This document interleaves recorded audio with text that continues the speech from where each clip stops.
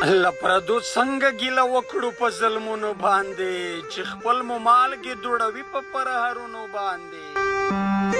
او د وطن پیغلې مو آخر دې حد ته ورسېدې د بېوسۍ شعار لیکي په مړوندونو باندې د نړۍ خلک به په کومه سترګه ګوري موږ ته چې دی هېواد کې مو بندیز پر مکتبونو باندې وطنه درې رنګه بیرغ دې ځکه نشي زغمی خپل دې میندې په پردیو بیرغونو باندې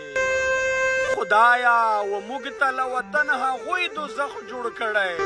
څوک چې میندې ستا په هورو جنتونو باندې